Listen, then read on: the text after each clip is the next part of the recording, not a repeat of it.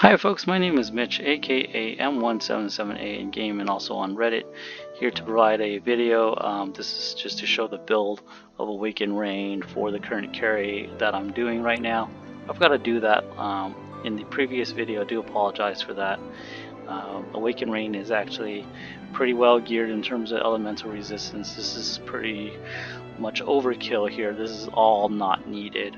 You can get away with about 50 to 75% elemental resist and still take very minimal damage just because the spirit is so high.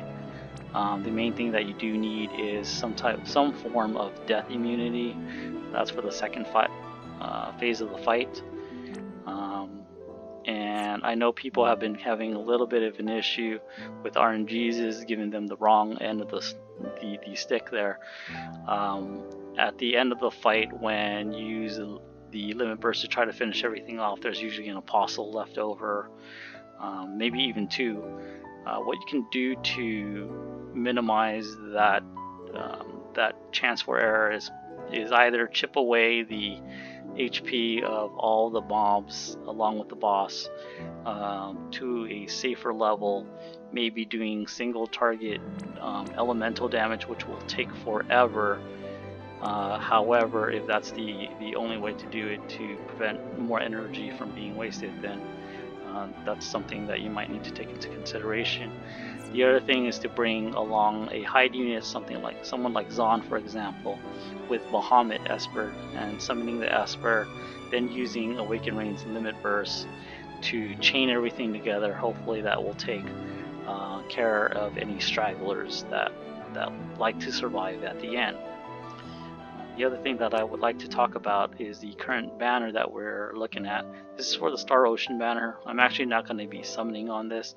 I passed this up the last time around, and this is a pretty difficult banner to summon on.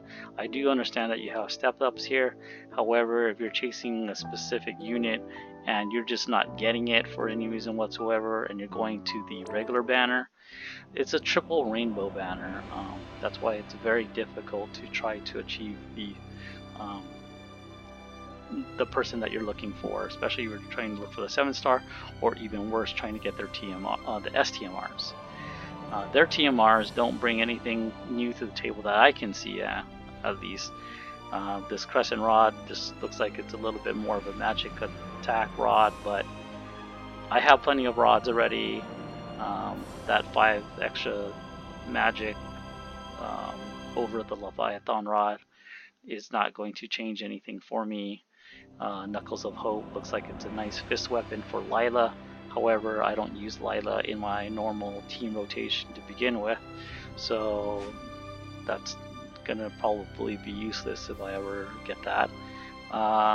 And the light elemental sword, don't need that at all.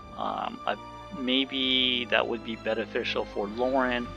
However, Lauren can do light damage without any type of element on her weapon to begin with.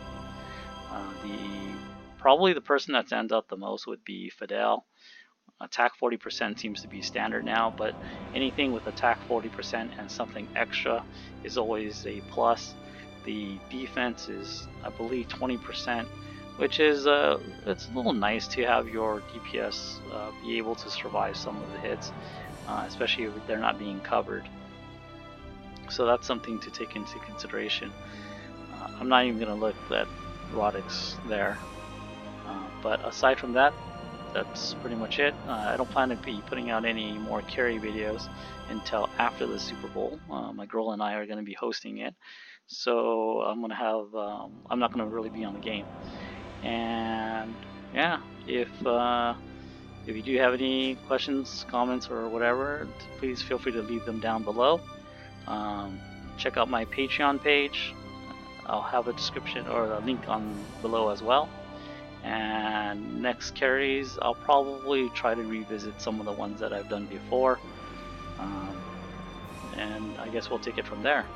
Thank you again. If you enjoyed this content, feel free to like and subscribe. And I'll see you guys next time. Take care.